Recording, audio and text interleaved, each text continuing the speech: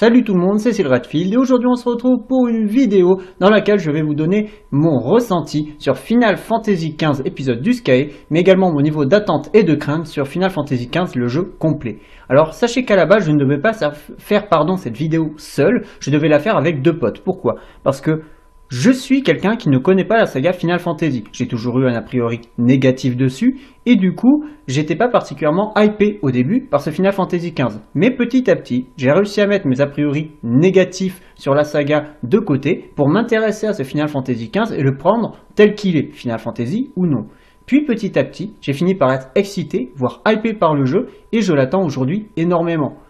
Du coup, je trouvais ça intéressant en fait de mettre en parallèle mon avis, donc l'avis de quelqu'un qui ne s'y connaît pas au niveau de la saga Final Fantasy, et de mettre en parallèle non seulement mon vécu vidéoludique, mais aussi mon vécu par rapport à la saga et mes a priori négatifs, et mon niveau d'attente actuel, à celui de mes deux potes. Et ce qu'il faut savoir en fait, c'est que l'un de mes deux potes connaît la saga, l'apprécie, et il a fait plusieurs épisodes. Mais le troisième pote est un méga fan de la saga Final Fantasy, il adore cette saga, c'est sa saga vidéoludique favorite, et du coup je trouvais ça intéressant en fait de mettre en parallèle nos trois avis, parce que ça apporte un degré de lecture supplémentaire, ça apporte un certain complément, et je trouvais ça intéressant de se dire, ok, il y en a un qui connaît pas la saga, qui l'aime pas plus que ça, et qui a toujours eu un a priori négatif dessus, mais qui bizarrement est hypé par ce nouvel opus. On a un mec qui connaît et apprécie la saga sans plus, mais il apprécie quand même et il la connaît quand même. Et on a un méga fan. Et je trouvais ça intéressant en fait de dire, ok, que pensent ces trois gars différents, qui ont un vécu différent, un ressenti différent et un rapport différent à la saga de ce 15e opus? Quelles sont leurs attentes respectives et leurs craintes respectives? Donc ça, je trouvais ça intéressant. Le problème, c'est que ça fait plus de 2 mois en fait que... que j'en ai parlé à mes potes, que je leur dis il faut tourner cette vidéo ce week-end, puis au final, soit ils n'ont pas le temps, soit ils répondent pas, donc le problème c'est qu'ils prennent un peu ça à la légère, et du coup, le jeu va sortir très prochainement, la vidéo n'est pas tournée, je suis actuellement en train de la tourner tout seul, parce que aucun d'eux n'est disponible quand j'ai besoin d'eux. Le problème, c'est que ne pas être disponible, c'est une chose, mais ne pas répondre quand on t'appelle alors que c'était prévu pour ce week-end, c'en est une autre. Le truc, c'est que la vidéo aurait dû être tournée il y a 1 mois, ça fait 1 mois qu'ils sont pas dispo, ça fait 1 mois qu'ils répondent pas, sauf que moi, ça fait plus de 2 mois que je leur en ai parlé et que j'ai leur accord. Donc du coup, ça fait 2 mois que je leur cours après, depuis 1 mois un petit peu plus fréquemment, mais ils répondent pas présent, donc je suis un petit peu déçu, parce que je trouvais ça intéressant, l'avis de quelqu'un qui s'y connaît pas, qui a un a priori négatif, mais qui bizarrement est hypé par ce 15e opus, l'avis de quelqu'un qui connaît et apprécie la saga, et l'avis d'un méga fan de Final Fantasy. Je trouvais ça intéressant de mettre nos trois avis, nos trois opinions et notre niveau d'attente respectif en parallèle. Malheureusement, ça ne sera pas possible, car je suis tout seul, car ils n'ont pas répondu présent. Je suis un petit peu déçu, mais bon, c'est la vie, c'est comme ça. Ce que je vais faire en fait, c'est vous donner mon ressenti sur chaque élément du jeu, scénario, personnage, bande-son, ambiance, gameplay, bestiaire, technique, IA et durée de vie. Et je vais vous dire aussi sur chacun de ces points ce que j'attends pour le jeu complet. Je vais commencer par l'aspect scénaristique. Alors, le scénario de cette démo, il n'est pas très intéressant, voilà, on tombe en panne, il faut aller tuer une bestiole qui va nous donner pile poil la somme d'argent nécessaire pour, je vous le donne en 1000, réparer notre voiture. Donc du coup, le scénario de cette démo n'a aucun intérêt, mais le scénario du jeu, moi, il m'intéresse grandement. Pourquoi? Parce que le contexte, déjà, l'univers, ça a l'air quand même vachement pas mal, alors que c'est toujours quelque chose qui m'a un petit peu refroidi dans les Final Fantasy. J'avoue que pour ce 15e opus, l'univers, le contexte m'intéresse grandement. Ça a l'air sombre, ça a l'air mature, ça a l'air assez adulte et dramatique, et du coup, je me dis, ça peut être vachement intéressant de voir ce que nous préparent les développeurs et les scénaristes pour ce 15e opus en termes d'ambiance, en termes d'univers, en termes de contexte, en termes de scénario. Donc ça, c'est vraiment des attentes que j'ai qui sont très positives. Malgré tout, j'ai une petite réserve. Alors, je vais vous expliquer ce que c'est très simple. C'est une question de point de vue, mais moi je me demande en fait dans quelle position je dois me placer. Parce que ce qu'il faut savoir, c'est qu'il y a le scénario du jeu, Final Fantasy XV, mais il y a aussi la série, qui explique comment les personnages se sont, on va pas dire liés d'amitié parce qu'ils se connaissaient avant le jeu, mais comment les liens se sont renforcés depuis le début de cette aventure, depuis le début de ce scénario. et Kingslave qui raconte en fait des éléments de l'histoire qui se passent avant et pendant l'histoire de Final Fantasy XV. Mais ça se passe en amont, ça se passe en arrière-plan. Ce n'est pas quelque chose qui concerne, entre guillemets, directement Noctis. C'est quelque chose qui finit par avoir des répercussions sur son histoire et l'histoire de 3 autres personnages, Gladiolus, Ignis et Prompto. Donc en fait, la question que je me pose, c'est est-ce que le scénario du jeu, Final Fantasy XV, va se suffire à lui-même? Et est-ce que Kingslave et la série seront des ajouts, c'est-à-dire des trucs en plus pour avoir des données supplémentaires? Ou est-ce que ça va être des éléments nécessaires pour la compréhension du scénario? C'est-à-dire, est-ce que quelqu'un qui fait le jeu mais qui n'a pas vu la série, qui n'a pas vu le film, va se dire « il me manque des infos ». C'est ça en fait ma petite réserve. Est-ce que le jeu se suffit à lui-même sur un plan scénaristique ou est-ce qu'il faut obligatoirement voir le film et la série? Ce sont mes réserves. Apparemment, il n'y a pas besoin du film et de la série, mais entre le apparemment et le réel, il y a souvent une différence et j'espère que cette différence ne sera pas présente dans ce Final Fantasy XV. J'ai pas mal d'attentes pour le scénario, l'univers, donc c'est vrai que si je suis obligé de me retaper la série pour comprendre les liens qui unissent les personnages, parce que c'est pas expliqué dans le jeu, je vous avouerai que je serai un petit peu déçu.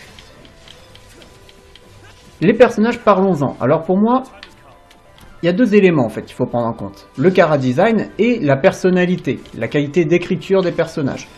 Pour ce qui est du chara-design, soyons clairs, certains personnages, je ne m'y ferai pas. Que ce soit Ignis ou Prompto, leur chara-design ne me convient pas, c'est pas du tout mon style. Du coup, j'ai un petit peu de mal et c'est vrai que je ne pense pas que j'arriverai à me faire au chara-design de Ignis et de Prompto, soyons clairs. Mais, pour d'autres personnages, je trouve que ça passe, ou ça passe à peu près, ou ça pourra passer sous certaines conditions. Alors Noctis, je trouve qu'il a quand même une certaine prestance, un certain chara-design qui fait qu'au final, même si je suis pas un fan absolu de son chara-design, le personnage, je trouve qu'il passe à peu près, il marche à peu près, il fonctionne, et ça c'est déjà pas mal vu que c'est le héros, le personnage principal et le personnage jouable. Gladiolus, alors moi ce qui me dérange c'est sa coupe de cheveux, et le fait qu'il ait pas de t-shirt. Moi le style je suis musclé et j'ai les abdos à l'air, c'est pas mon truc, donc franchement... Au début, Gladiolus était peut-être celui que j'aimais le moins du groupe, mais j'ai vu qu'on pourrait changer le look des personnages, et du coup je pense que Gladiolus, avec un t-shirt et un petit peu de tissu sur ses abdos, il passera beaucoup mieux. Il aura toujours une coupe de cheveux pourrie, mais il passera quand même mieux. Par contre, Prompto et Ignis, là, je suis désolé, mais c'est pas un relooker qu'il leur faut, hein. C'est un chirurgien, parce que sérieux, même au niveau du chara-design, les mecs, on peut pas les sauver, sincèrement. Le relooker ne pourra pas tout sauver, sauf s'il leur met des cagoules. Là, à la limite, ça pourra passer. Le truc, c'est que je pense que la seule chose qui peut faire en sorte que le chara-design, en tout cas les a priori négatifs que j'ai au niveau du chara-design des personnages, diminue, c'est leur personnalité.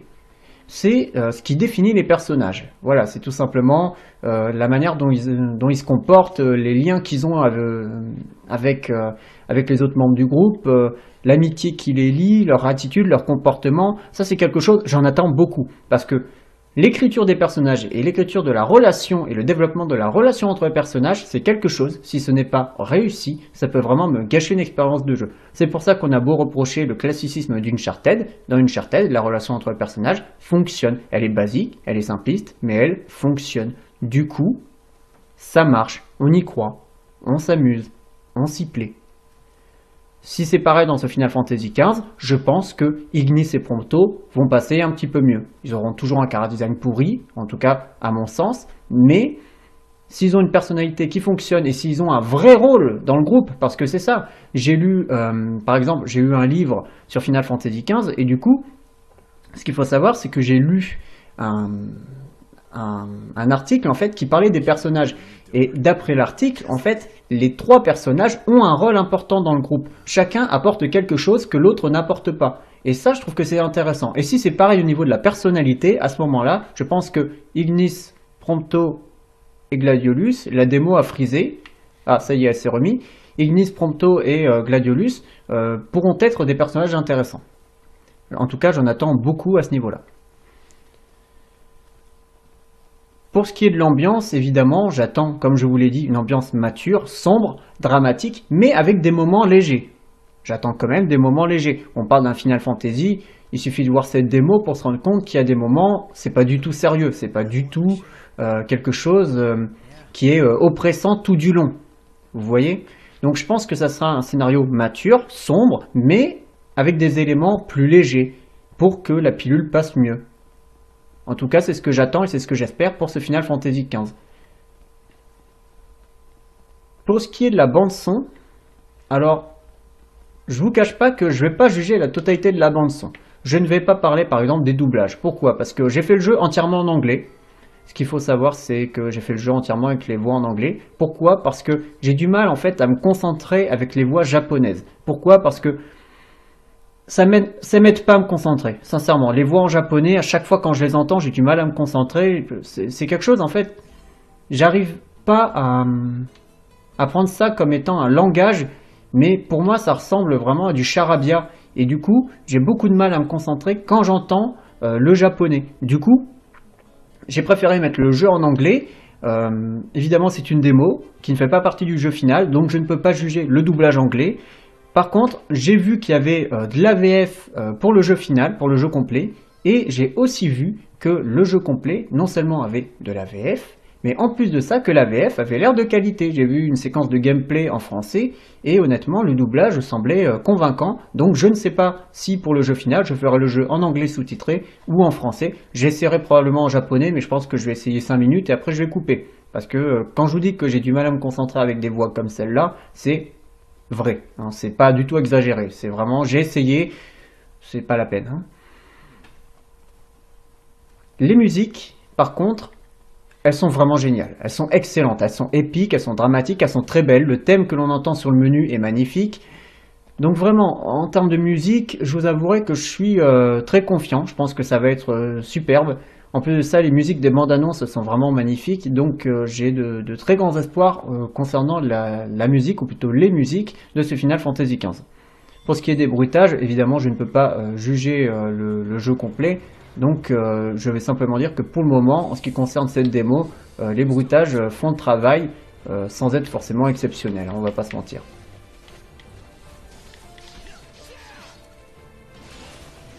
En ce qui concerne le bestiaire du jeu, alors ce qu'il faut savoir, c'est que le bestiaire est dans cette démo, je trouve, assez varié. On a des chiens, enfin c'est pas le terme à proprement parler, mais c'est ce qui ressemble plus ou moins à des chiens.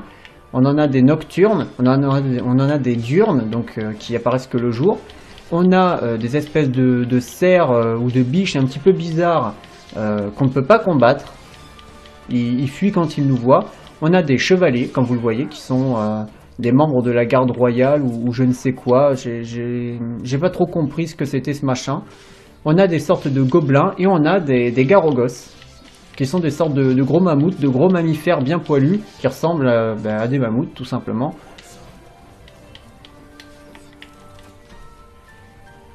Ce qu'il y a, c'est que le bestiaire du jeu, globalement, je trouve qu'il est pas mal, il est assez sympa, il est varié. Alors je pense que ça sera un élément très positif dans le jeu final, parce que en fonction des différentes zones dans lesquelles on est, on sera plutôt, eh bien je pense qu'on aura différents types d'ennemis en face de nous, et du coup on aura une sorte de renouvellement du bestiaire par rapport à la localisation de notre personnage sur la map, sur le monde ouvert. Et ça, je pense que ça peut être une très très bonne chose, ça peut être un très bon point pour ce Final Fantasy XV. En ce qui concerne l'intelligence artificielle de cette démo de Final Fantasy XV, ils sont très agressifs, ils sont assez virulents, mais je les trouve quand même un peu abrutis. Parfois on va sauter, ils vont se mettre en dessous, parfois ils vont être à côté de vous et ils vont pas vous attaquer, ils vont attaquer votre copain qui est à 15 mètres, donc c'est un peu dommage. En ce qui concerne la technique, alors bien évidemment c'est une démo qui date d'il y a plusieurs années, donc on ne peut pas juger ou même attendre vraiment ce que sera le jeu sur un plan technique à partir de cette démo. Mais on peut sentir le potentiel qu'aura le jeu sur un plan technique. Pourquoi? Parce que certes les textures sont pas toujours très belles, certes ça scintille à mort, certes il y a des chutes de framerate, mais les animations déjà elles sont vraiment belles. Les personnages sont très bien modélisés, même s'ils sont pas toujours très beaux, mais ça on va pas en reparler. Ils sont très bien modélisés, les ennemis aussi. le bestiaire aussi. Il y a des éléments en fait qui fonctionnent sur un plan technique. C'est juste que ça manque de finition. Mais c'est une démo d'il y a plusieurs années, donc on ne peut pas vraiment en tenir compte. Donc personnellement, je me doute que le jeu final sera bien plus beau, bien mieux optimisé, bien plus fin. Et c'est ce que j'en attends, c'est ce que j'en espère.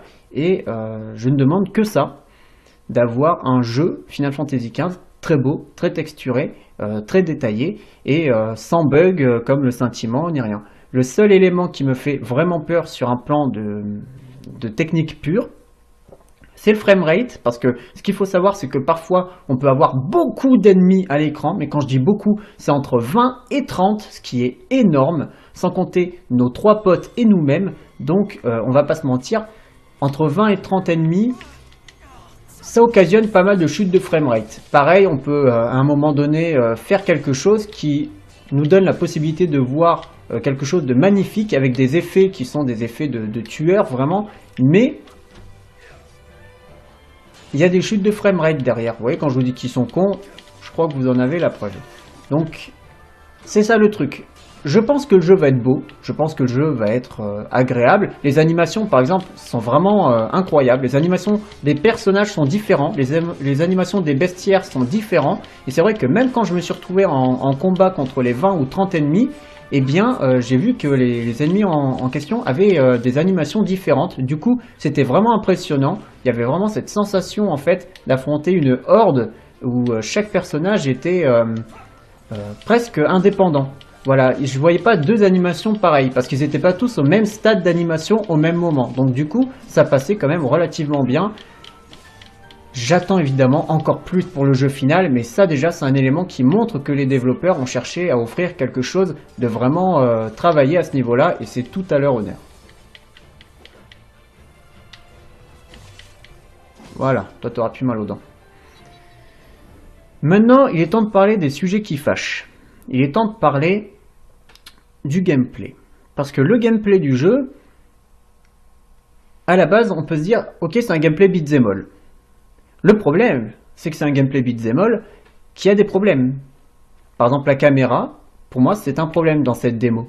Elle est beaucoup trop proche de Noctis. Et le problème, c'est que parfois, on a beaucoup d'ennemis face à nous.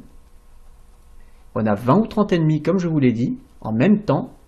Et je peux vous assurer que 20 ou 30 ennemis en face de vous, c'est très compliqué à gérer. Mais avec une caméra aussi proche que celle de ce Final Fantasy XV, je peux vous assurer que non seulement c'est très difficile à gérer, mais en plus de ça, c'est pas très agréable. On fait que mourir, on sait pas trop ce qui se passe.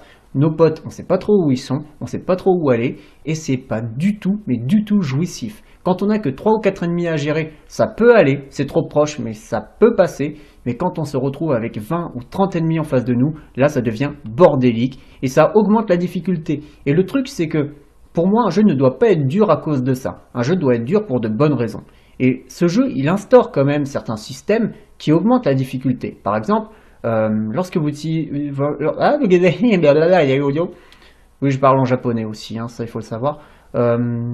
Lorsque vous utilisez par exemple votre Assaut Eclipse, eh bien vous pouvez tout simplement baisser votre barre de PIM. Alors moi c'est la barre bleue que vous voyez, il y a marqué 146 si je vois bien dessus.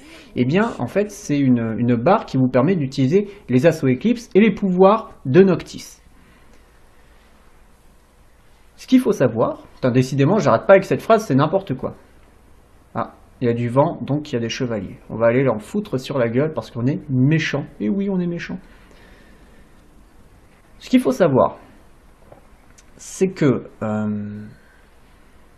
en termes de gameplay, je pense qu'il y a des éléments qui apportent une forme de difficulté supplémentaire au jeu.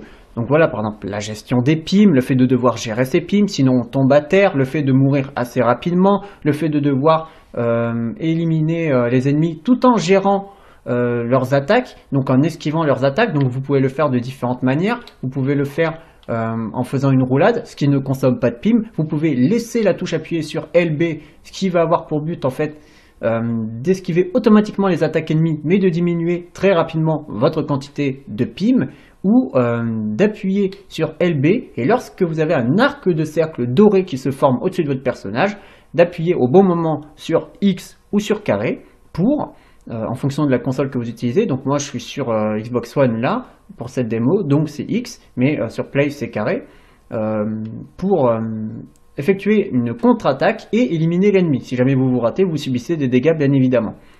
Donc je pense qu'il y a des éléments en fait qui rendent le jeu assez, on va pas dire difficile, mais plus difficile qu'un beat'em all classique. Mais malheureusement, c'est saccagé par une caméra trop proche qui rend le tout bordélique, un nombre d'ennemis parfois hallucinant, rien que devant, là vous voyez, faut pas croire, vous avez 1, 2, 3, 4, 5, 6, 7 Garogos, plus 1, 2, 3, 4, 5, 6, 7, 8, 9, 10 chevaliers. Donc vous avez 17 ennemis face à vous. Imaginez, en plus de ça, vous ajoutez les chiens, vous ajoutez les gobelins, et vous ajoutez rien d'autre parce que ça suffit comme ça, et je peux vous assurer que vous vous retrouvez très vite à ne plus savoir où aller, à ne plus savoir quoi faire parce que vous ne voyez plus rien, parce que la caméra ne fonctionne pas, elle est trop proche de Noctis. J'espère que ça sera réglé dans le jeu final, j'espère aussi qu'on ne pourra pas avoir 20 ou 30 ennemis en même de soi, parce que sinon je pense que ça va être ignoble. Après, il y a des éléments de gameplay qui sont assez sympas aussi, qui ont été implantés dans le jeu. Par exemple, lorsque vous mettez un ennemi à terre, eh bien vous pouvez lui faire une attaque à terre pour lui infliger de lourds dégâts. Je trouve que c'est sympa. Vous avez aussi un arsenal assez varié. Vous pouvez aussi activer vos lames fantômes. Donc ça c'est pareil, je trouve que c'est assez sympa. Ça se débloque au bout d'un certain moment. Il faut trouver une arme. Il y en a une pas loin d'ailleurs, de l'autre côté. Là, vous avez des rochers, vous grimpez dessus, par là, et vous trouvez une arme fantôme derrière. Donc il y a pas mal de trucs intéressants dans le gameplay, mais ça se voit que c'est un gameplay qui doit être peaufiné, qui doit être amélioré, parce que pour le moment il n'est pas encore opérationnel. Pour finir, que dire? Que dire si ce n'est que j'ai de grands espoirs placés en ce Final Fantasy XV. J'ai aussi de grosses attentes, quelques craintes, pas mal de craintes même, mais je pense vraiment que le jeu a tout le potentiel pour être énorme. Par exemple, je sais que lorsque on va avoir fini le jeu, eh bien, on va revenir dans le monde ouvert et que le monde ouvert va se voir enrichi de certaines quêtes. Donc je sais que si vous avez fini le jeu comme moi en finissant toutes les quêtes principales et secondaires, eh bien, une fois que le jeu sera fini, vous n'aurez pas rien à faire. Il y aura du contenu qui viendra s'ajouter. Et ça, c'est un problème que beaucoup de mondes ouverts ont actuellement. Quand tu as fait toutes les quêtes secondaires et toutes les quêtes principales, tu n'as plus rien à faire. Apparemment, Final Fantasy XV va réussir à résoudre ce problème à sa manière. Donc je pense que c'est une très très bonne chose. Je pense aussi que le jeu est très ambitieux et du coup, ça peut être vraiment, mais vraiment très très intéressant de se retrouver avec un jeu qui nous offre des quêtes principales et secondaires vraiment très bien écrites, très intéressantes. Globalement, j'entends. Un petit peu comme un The Witcher 3. Si c'est pour avoir plein de quêtes secondaires, mais à la Metal Gear, c'est-à-dire tu fais toujours la même chose, mais pas dans le même environnement, ça va pas être intéressant. Par contre, si tu fais toujours des quêtes secondaires, mais qui a une certaine scénarisation qui est apportée, qui a un certain élément qui est apporté pour donner de l'intérêt à cette quête secondaire, je pense que là ça va passer beaucoup mieux. C'est ce qui fait de The Witcher 3 un très bon jeu, on va pas se mentir. Donc du coup, enfin c'est un des éléments qui fait de The Witcher 3 un très bon jeu.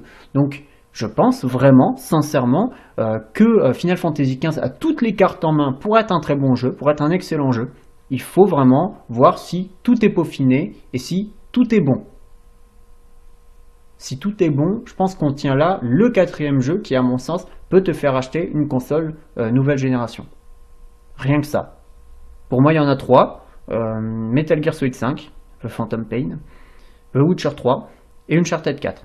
Final Fantasy XV pourrait être, pour moi, le 4e qui peut te faire acheter une Play 4 ou une Xbox One ou une PS4 Pro ou une Xbox One S. Et ça serait quand même vachement bien. Ça représente quelque chose. Vous voyez, quand un jeu peut te faire acheter une console, ça représente quelque chose. Donc j'espère vraiment que Final Fantasy XV sera ce 4e jeu qui pour moi peut te faire acheter une console. J'espère que le jeu aura de quoi tenir ses ambitions qui sont titanesques. On sent vraiment que le jeu a une ambition incroyable. D'ailleurs, au niveau du scénario, je sais que le jeu va se situer à plusieurs périodes de l'histoire de Noctis. Je sais qu'on va le voir enfant, qu'on va le voir jeune adulte, donc comme là, et qu'on va le voir plus vieux de 10 ans, je crois. Donc c'est pareil, est-ce que ça va tenir sur la longueur? Est-ce que le scénario va te tenir en haleine sur la longueur? Ou est-ce qu'au bout d'un moment tu vas en avoir marre, tu vas dire non mais c'est bon, là le scénario à rallonge, ça suffit? Je ne sais pas, j'espère vraiment que ça va marcher. En tout cas, moi j'y crois. Et c'est plus en tout cas, moi j'y crois qu'il faut dire, c'est pas en tout quoi. Sinon, que dire si ce n'est que les développeurs ont annoncé une durée de vie de 200 heures pour le jeu, pour le finir à 100%. Moi perso, je pense que c'est possible. J'ai fini cette démo en un peu plus de 20 heures. Bon, j'ai traîné, j'ai fait beaucoup de quêtes secondaires, j'ai ramassé tous les items, j'ai farmé un petit peu, je suis niveau 50. Donc, sincèrement, je pense qu'il y a matière à nous offrir une durée de vie énorme. Après, une fois de plus, comme je le disais, est-ce que ça va être une durée de vie énorme mais inintéressante, ou est-ce que ça va être une durée de vie énorme et intéressante? Ça, c'est un autre débat. The Witcher 3 arrive à être globalement très intéressant. J'espère que Final Fantasy XV sera dans cette lignée. Pour terminer, je voudrais vous montrer quelque chose. Alors pour ça, j'ai besoin même, hein, de toute façon, d'aller en combat. Je vais vous montrer tout d'abord les lames fantômes. Voilà. Comme vous voyez, c'est énorme.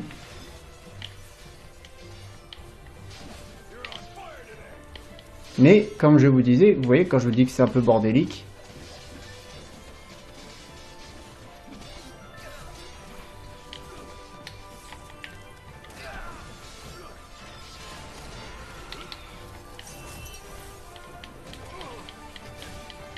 ce que je voudrais vous montrer, c'est tout simplement l'invocation Ramuh, parce que ça, c'est tellement spectaculaire. Quand j'ai vu ça, j'ai dit, ok. Donc là, on est vraiment dans quelque chose qui baboule, qui envoie du steak, et je pense sincèrement que le jeu, si il est comme ça pour tout, il peut vraiment être très impressionnant. Donc, je vous dis au revoir, je vous dis tout simplement merci d'avoir regardé cette vidéo, d'avoir écouté mon avis, qui est donc l'avis de quelqu'un qui ne connaît pas Final Fantasy et qui découvre un peu avec ce 15e opus. Donc, si j'ai dit des conneries, c'est normal, soyons clairs, c'est normal. Le but, c'était pas de me renseigner en faisant croire que je connaissais très bien la saga, parce que ce n'est pas le cas. Je vais vous montrer l'invocation Ramuh. Je vous remercie d'avoir regardé cette vidéo, j'espère qu'elle vous a plu. Je regrette de ne pas avoir pu faire la vidéo avec mes potes, comme convenu, mais place au silence, parce que là, c'est l'heure de Ramuh.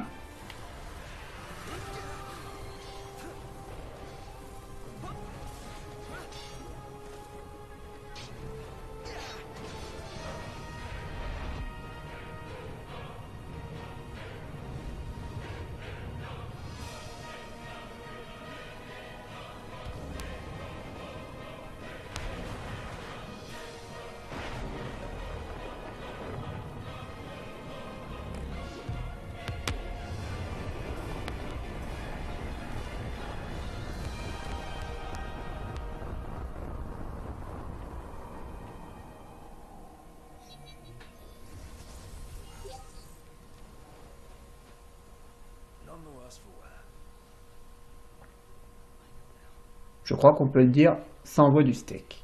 Merci d'avoir regardé cette vidéo.